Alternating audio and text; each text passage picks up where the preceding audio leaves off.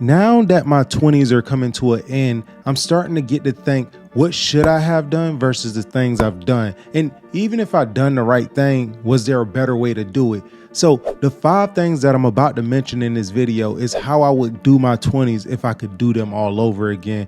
And not to say that I didn't make very wise decisions in my 20s, but you could always make better decisions. Let's get into it. So first and foremost, if I could do my 20s all over again, I would invest more into myself. And not to say I didn't invest in myself. I was one of the few people who in my circle, I think I did invest a lot into myself throughout my entire 20s, but I would invest more and I would think about what I'm investing in and the things I invest in. So I wouldn't necessarily have invested in things that didn't bring a high return.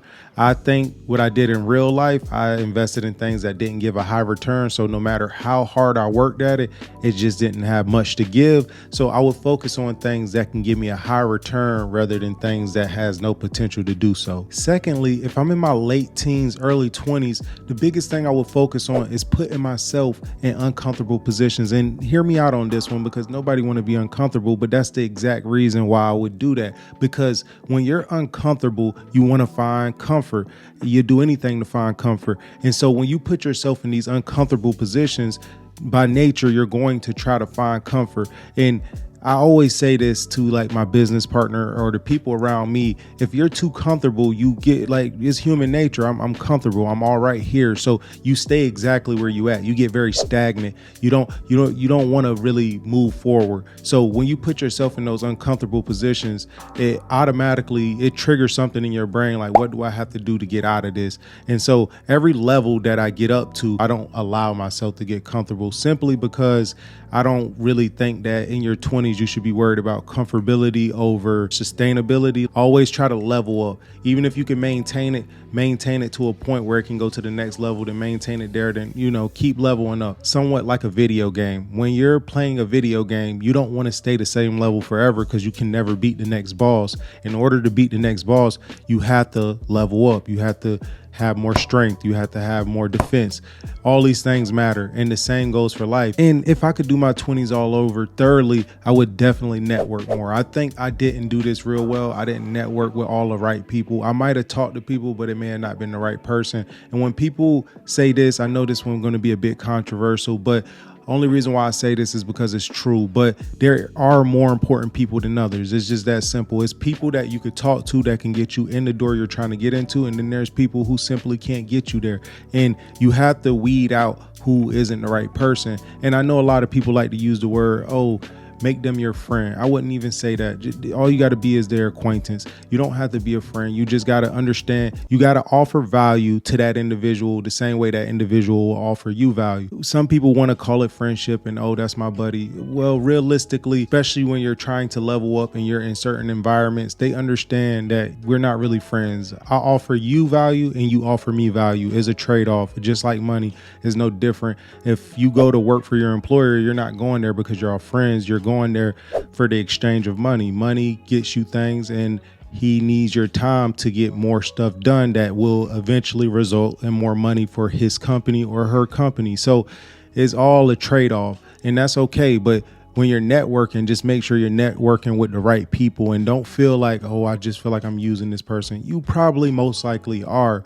And that's okay, because that person most likely using you as well. This next one I don't hear too often, but if I could go back to my late teens, my early 20s, I would become a jack of all trades. Now, hear me out on this one, because this one might just be important for some people to hear, because I think when people hear entrepreneur, they don't realize just how much you have to do in the beginning of a business. And I mean, when I say how much you have to do, you pretty much have to do everything for the business. You have to be a jack of all trades. You have to know a little bit of everything. Now, do you have to be the best? Absolutely not.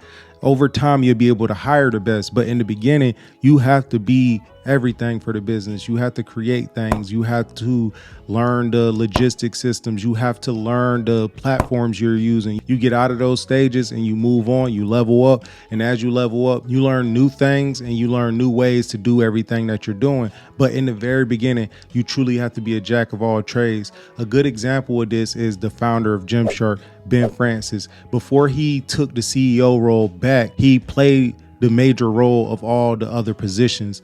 And it was a very good strategy because now he understands a little bit of all the positions. He may not be the best, but he understands every single role to a certain extent.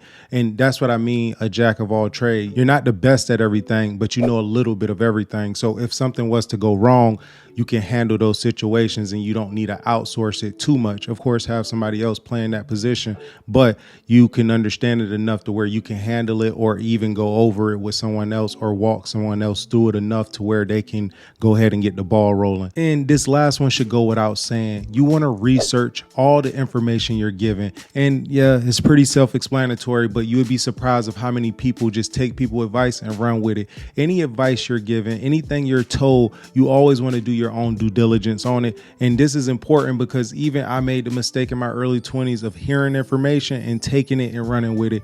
And just whatever that individual told me, because they already experienced a lot of things, I thought they can't be wrong. But the thing is, a lot of people, when they give you information, they give you information based on their time or based on how they did it. Times change. And so if you took what your grandparents told you and said, hey, this is what I did to buy my house, we all know that's probably not going to end well for you, especially in this time, because a lot have changed since your grandparents bought their first house. So you can't take people's advice and run with it, because not because the information isn't good. It's just that that information is no longer relevant. You have to do your own due diligence when any information is given. It's easy to want to just run with something, especially when you look up to the person that's giving you the information, but it's very important that you always do your research. And those are 5 things that I would do in my 20s or do more of, because when you're young, you really are not thinking about the future. And to be honest with you, it's hard to be so focused at a young age because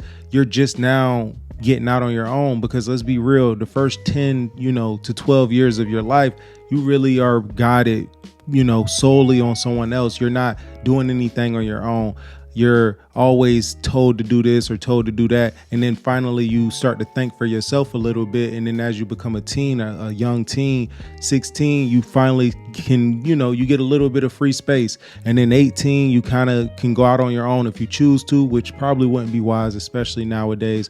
But then you go into your 20s and you don't really know what you want to do. And I'm no different. I'm sure there's a lot of people out there the same way. You have no idea what path you want to take. So I feel like those are some things that can kind of help you, guide you in somewhat of a direction of where you want to go kind of throughout your life. Because if you can master those 5 things or do some of those 5 things, that will help you kind of build your foundation into your 30s and 40s, pave the way for the remainder of your life. But with that being said, anybody that made it to this part of the video, I greatly appreciate it. If you can like and subscribe to the channel, it helps us out tremendously.